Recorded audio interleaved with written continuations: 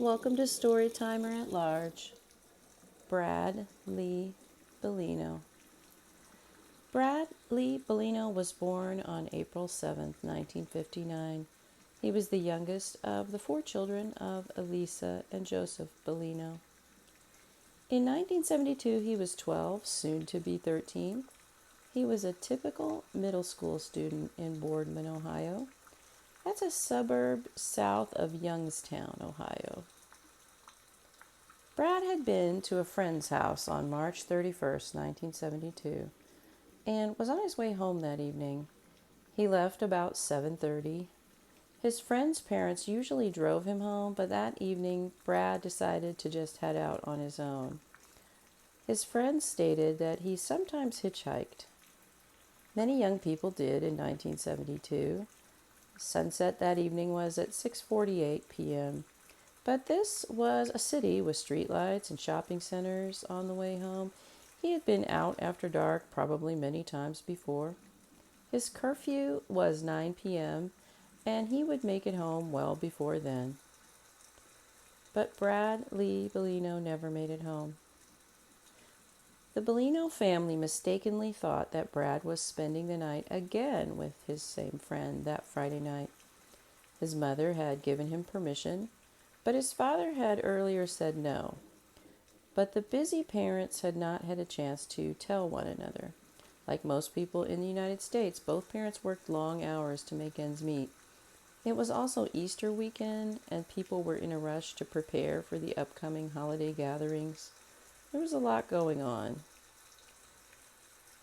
It was Saturday afternoon, April 1st, before Brad was reported missing.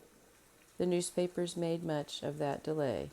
But even if someone had reported Brad missing on Friday, March 31st, when he was walking home, it probably would not have changed the outcome.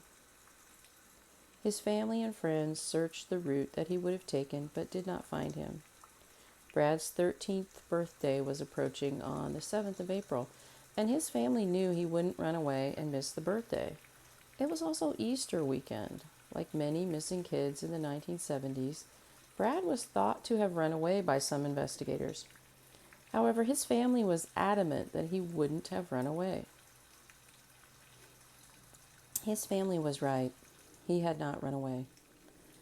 On April 4th, 1972, Brad Lee Bellino's body was found in a dumpster behind an Isley's Dairy store in a shopping center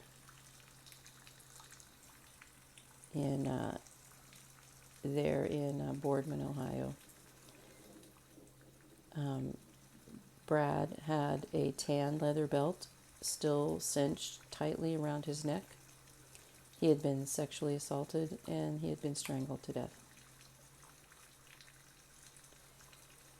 The investigation into Brad Lee's murder was as thorough as possible for 1972. Family and friends were questioned. Employees of the nearby shops were checked out. DNA testing was, of course, not an option in 1972. Tips came in, leads were followed up, but Brad's case went cold. In 2001, Brad Bellino's clothes were sent to the Ohio State Crime Lab. Brad Lee Bellino's body was also exhumed. A DNA profile of both Brad and the killer would have to be developed. The DNA profile of the killer was then isolated. Genetic genealogy techniques were used over the years to identify the perpetrator of this heinous crime. And they did identify the killer. Joseph Norman Hill was 32 in 1972, and he drove a truck delivering bottled water. He lived in Boardman, Ohio. He was a married man. In 1978, he packed up his family and moved to San Bernardino County, California. Over the years, he moved house 14 times in San Bernardino County. He died in California, there in San Bernardino County, on July 3rd, 2019. Investigators in Boardman, Ohio stated if Hill was still living, they would have charged him with the crime the murder of Brad Bellino.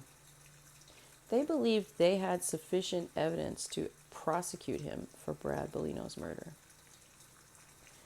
Officials in Ohio are still looking at him for a series of murders of boys in Northeast Ohio prior to 1978.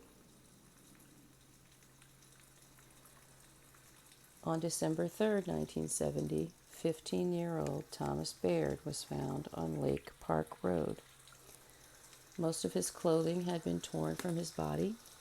He had been violently beaten, but he was still alive. He was transported to the hospital. Detectives were able to ask him if he knew who did this.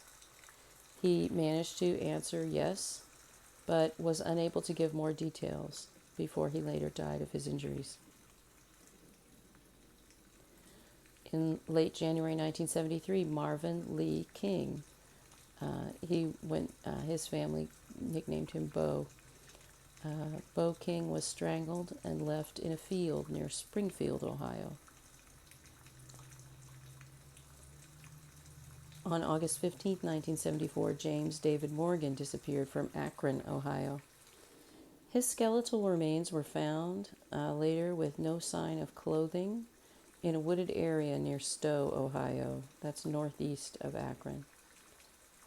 Investigators were sure that he was a victim of foul play, but the cause of death was difficult to determine.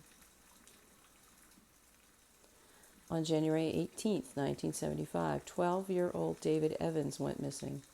6 days later, his frozen body was found at Market Street and US 224 in Boardman, Ohio. He was found on January 23, 1975, buried in a pile of snow in a shopping center parking lot. A large puncture wound was found on his back. The spot where David Evans' body was found is incredibly close to where Brad Lee Bellino was found in 1972. Police in Ohio have coordinated with police in San Bernardino County, California.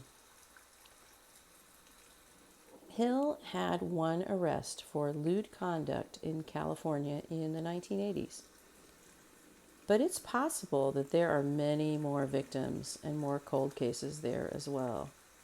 It's hard to imagine that he stopped killing once he moved to California. Brad Lee Bellino never got to see his 13th birthday. Never got to see Easter Sunday, that weekend that he disappeared and was murdered. Never got to start high school or learn to drive. His entire future was stolen from him. We can't bring him back, but we can remember him. Rest in peace, Brad.